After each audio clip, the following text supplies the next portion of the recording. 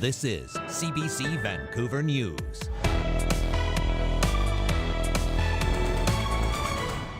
We're proud of our community and how much people work to help out. It's been heartwarming.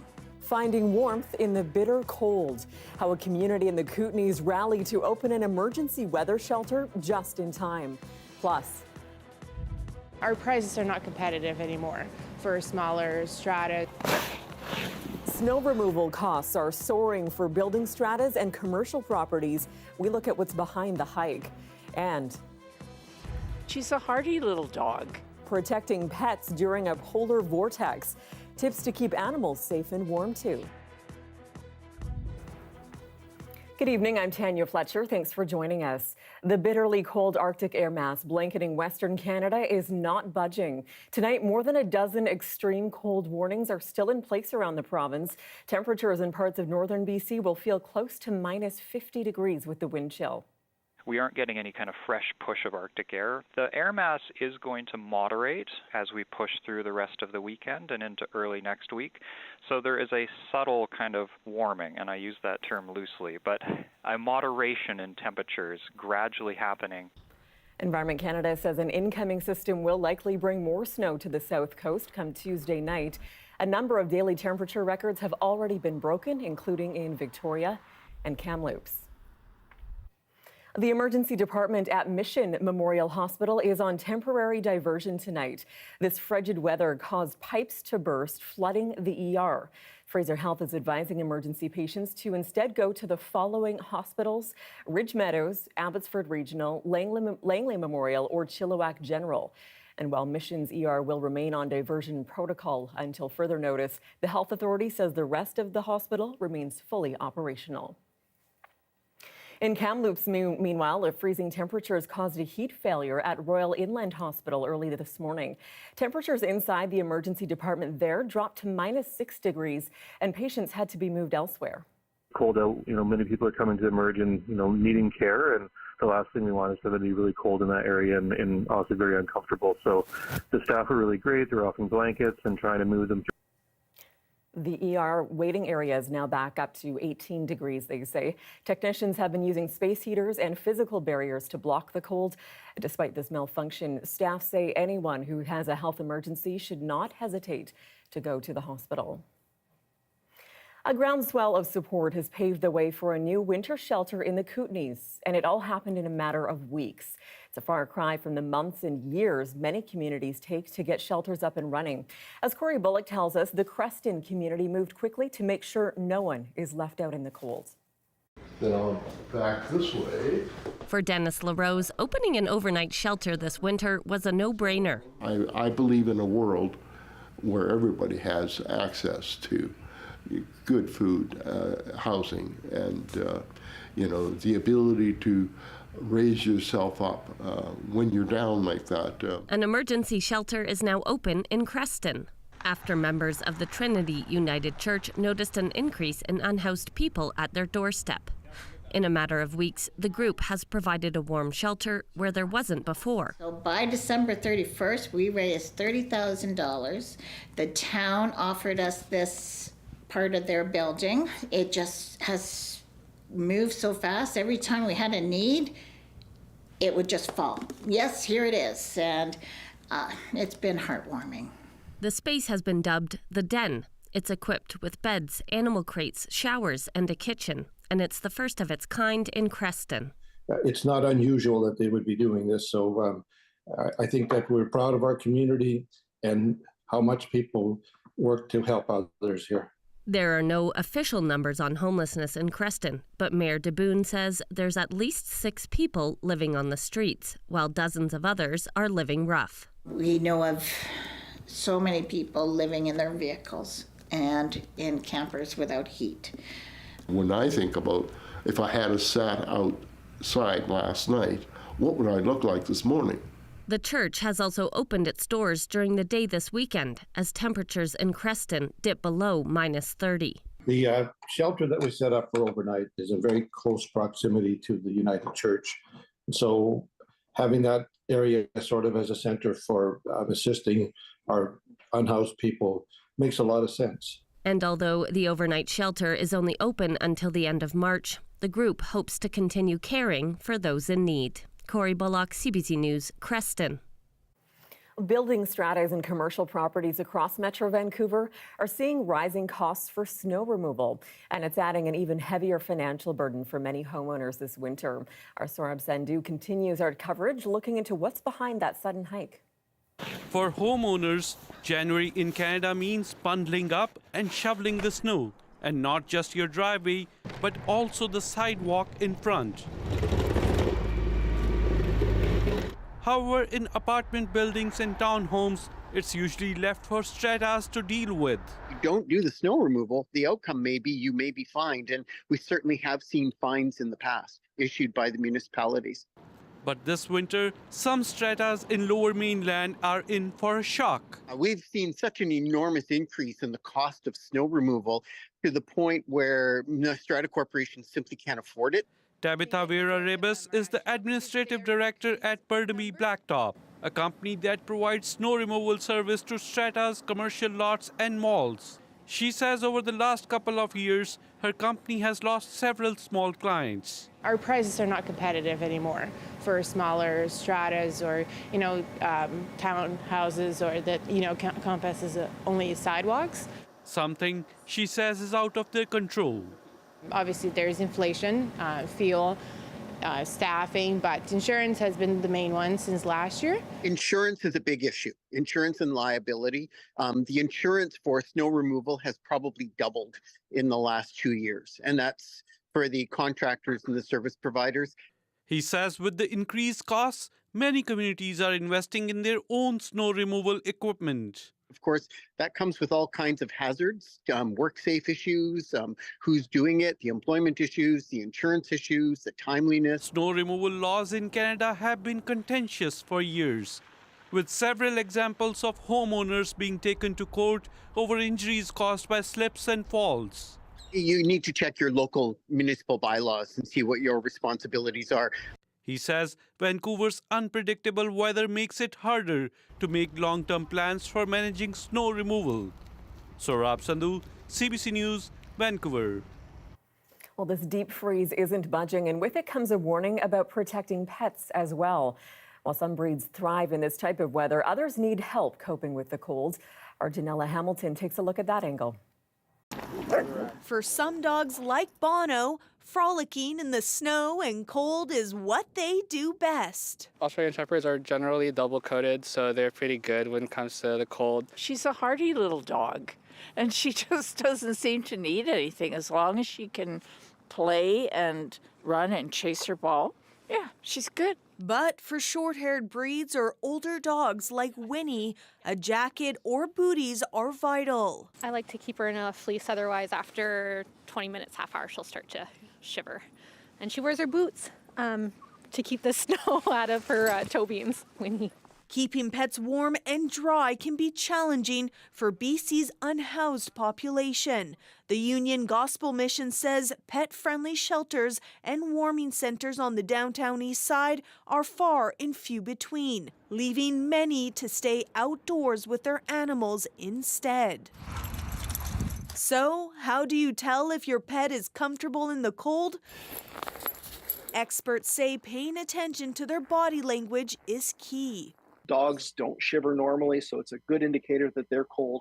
But the other one is if they seem to be sore in their feet. We've got two problems. One, the cold ground, but also we have ice and people spread salt, which will get into the paws and cause irritation. He says that irritation may cause pets to nibble at their paws. Ingesting road salt or other chemicals used during the winter, such as antifreeze, can cause stomach issues and could even be fatal. When you bring them home, clean their paws, and especially in between their toes and their underbelly. Frostbite may show up a couple of days later, and that could show up in discoloration of the skin, and it really affects the ears, the tips of the ears, the paws, and the tail. And it's not just dogs who need extra protection from the winter elements. During extreme cold weather, cats will often seek warm places like under the hood of a parked car. If you have feral cats in the neighborhood, put out a cardboard box, fill it with straw, not blankets if you can avoid it. We're their voice and we need to protect them. Janella Hamilton, CBC News, Vancouver. Well, it might be too cold for many Vancouverites outside. A few braver souls strapped on their skates to take advantage of the freshly frozen ponds. I can't believe how fast it got frozen, right?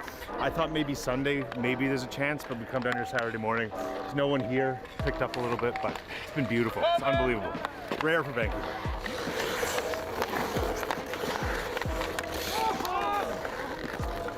I moved to Vancouver in 2005, and there was nothing like this until 2016. And then since then, it's becoming more and more frequent, which is awesome. Monday will probably be the last day. And today the ice was like glass, like a winter dream come true for sure. The ice seemed great, and it's been essentially a lake for a month now. It looked frozen, very thick, and it was great. So I was out there and just took it all in that rare outdoor pond moment, which we just don't get in Vancouver. If you can feel the ice getting soft on your blades, like that's a really good sign that it's probably not the best idea. Be cautious, because we know unless you're sitting there measuring it, you have no idea how thick it is or how long it's been thawing in the sun. Let the municipalities kind of go in and tell you if it's safe or not, because they're going to know properly. And it's not just BC. The same Arctic air mass is covering the prairies, too. Alberta has seen some of its coldest temperatures in decades this week. And now an emergency alert has been issued with the province's power grid under intense strain. People are being asked to only use electricity if it's essential, with the risk of potential rolling outages tonight. It comes as local businesses step up to try to keep people safe and warm in Edmonton. The CBC's Emily Fitzpatrick has more. The prairies have plunged into a bone-chilling polar vortex. Record-breaking lows reaching as cold as -50 have been recorded in the province over the past couple of days.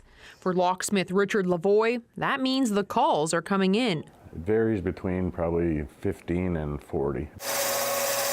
The crew at All Lock Rescue Limited has been especially busy as the cold Arctic air wreaks havoc on infrastructure. There's a lot of open up houses because their keys stop working, or their push button lock with the battery stop working because it's on a door. The door is on the outside of your house. Obviously the batteries are going to freeze.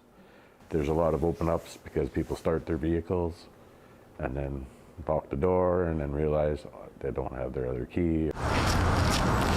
While many Albertans have experience dealing with extreme cold, it's a bit of a shock to new Canadians.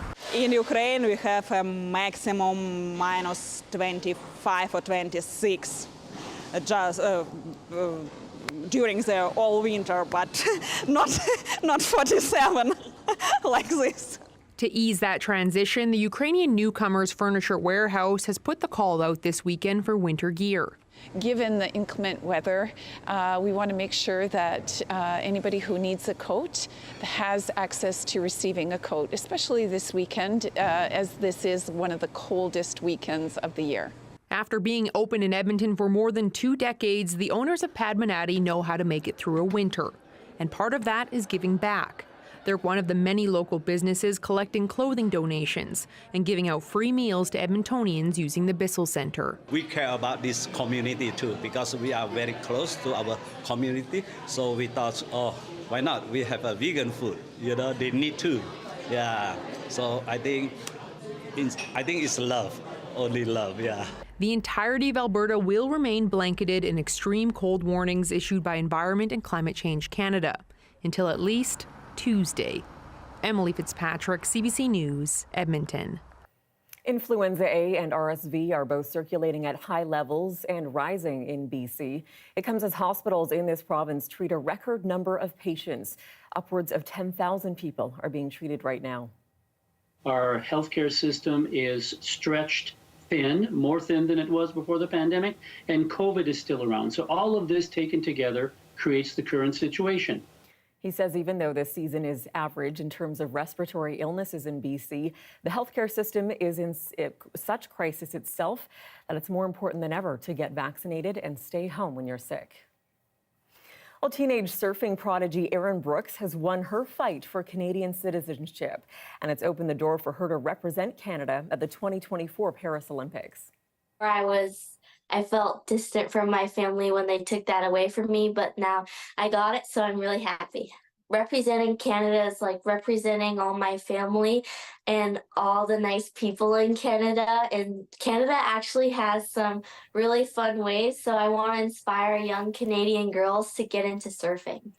The 16-year-old was born in Texas and grew up in Hawaii, but has Canadian ties. Her grandfather was born and raised in Montreal, and her father is a dual citizen. Our whole family's over the moon. I just got to call my great grandfather and my father, who are obviously both Canadian citizens, and it feels like we're bringing Erin back home, which is super special to all of us. The teen's citizenship bid was initially turned down, but the immigration ministry had a change of heart after a court ruling said it was unconstitutional to deny citizenship of children of foreign-born Canadians.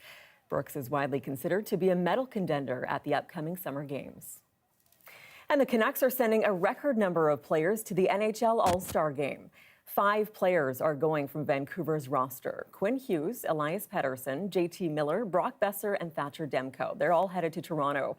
The most the team has ever sent before is 3 players and a coach back in 2003 and 2011. Other than Hughes, the other 4 were selected through the fan vote. The NHL's 2024 All-Star Weekend is February 1st to 3rd.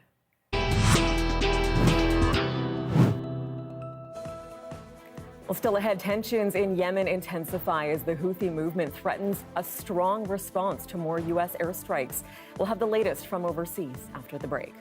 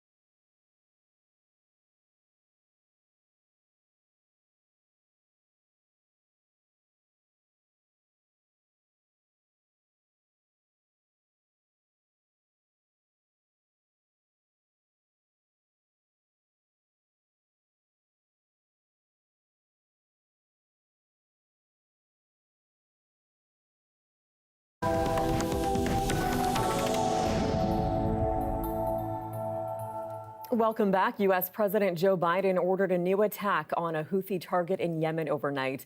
It comes after a joint strike on dozens of targets by American and British forces Thursday. The Iran-backed Houthis are vowing to retaliate and keep up attacks in the Red Sea in support of Hamas. The CBC's Chris Reyes has the latest. U.S. forces launched another strike overnight against Houthi targets, this time on a radar site in Yemen. U.S. Central Command said the strikes were designed to degrade the Houthis' ability to attack maritime vessels, attacks that have intensified in recent weeks in the Red Sea, prompting the U.S. and the U.K. to launch a bigger strike on Thursday with support from Canada and other countries. We are very confident in the impact that we were able to leave on the Houthis. Houthis have vowed retaliation, insisting the strikes have not hurt their capabilities. I think we can expect more strikes. They've used ballistic missile, anti-ship ballistic missiles, anti-ship cruise missiles, drones. We're probably going to see a lot more drones. The missiles were launched from the USS Carney, part of the carrier strike group deployed to the region in response to the Israel-Hamas war. Houthi rebels have said their recent attacks in the Red Sea was in solidarity with Palestinians in Gaza. On the streets of Washington, D.C. and London, concerns over escalating tensions in the region, with protesters blaming their own governments. This is a very dangerous situation, and we have to curb this war path that our government is taking. We're hoping to have Biden call and call an end to this. We're hoping that Biden will reach out to Israel and have them stop bombing and killing innocent people. Prime Minister Benjamin Netanyahu said his government has no plans to abandon its mission in Gaza to defeat Hamas. This expert says Houthis are undeterred by Western retaliation, this being the reasoning. Being bombed has become part of our identity. We don't care. And that really speaks to the rise and spread of anti-American and Western sentiment in Yemen as they see it as America and her allies supporting and indeed facilitating the war by Israel in Gaza. President Biden has promised to keep responding if Houthi rebels don't stop. Chris Reyes, CBC News, New York. Elsewhere, Ukraine's Air Force says Russia launched a large missile attack overnight involving 37 rockets and 3 drones. It's unclear which areas were specifically targeted, but warning sirens wailed through the capital and people huddled in subways. More missiles may have evaded Ukrainian defenses than usual. Ukraine says Russia used high-velocity weaponry, and earlier this week, its Air Force reported a shortage of air defense missiles. At least 34 people have died in a mudslide in Colombia. A large section of earth broke from a mountainside and landed on a highway, burying some vehicles. It happened yesterday afternoon in the western part of the country. Searchers worked through the night. Dozens of others were found injured. Many more are still believed to be missing. Here's a live shot of BC Place in the Cambie Bridge. Well, it's been a cold couple of days across BC, yes. And it's not about to warm up anytime soon. Well, not really anyway. We'll take a look at the polar vortex and have your 5-day forecast coming up next.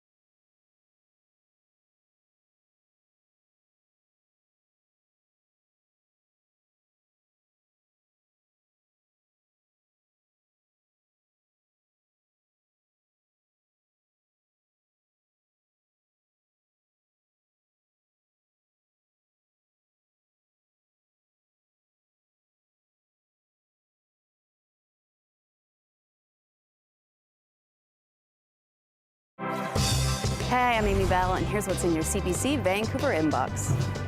CBC Vancouver is proud to launch Vibin, hosted by award-winning journalist Rohith Joseph. Discover fresh sounds from BC and beyond with this province-wide music program. Vibin airs every Saturday at 4 p.m. starting January 13th. And never miss a special programming series, event, or contest. Subscribe to CBC Vancouver's e-newsletter and keep connected with us.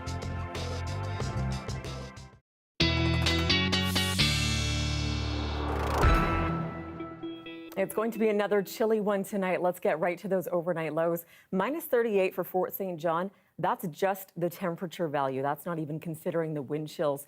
And we're going to see those fairly similar over the next few days. We'll see that gradual warm up. Here is how we're looking with those wind chill values.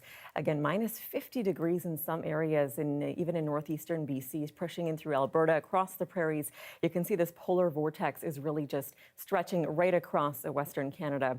The precipitation forecast, not much to speak of until Tuesday. We've got this system that won't be budging over the next few days, but when it does weaken, we'll see some of that rain and snow, depending on the elevation, come down from the north to the south. That's why we'll likely see some snow come Tuesday night. And here's the forecast for tomorrow across BC. These are the highs, very chilly highs, well below normal for much of the province.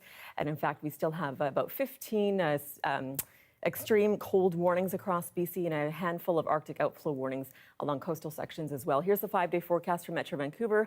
Again, we'll see that gradual warm up. The sun will stick around. Tuesday, it'll weaken. We'll start to see a low pressure move in instead. That's when we'll see a mix of rain and snow. Could get messy again out there come midweek.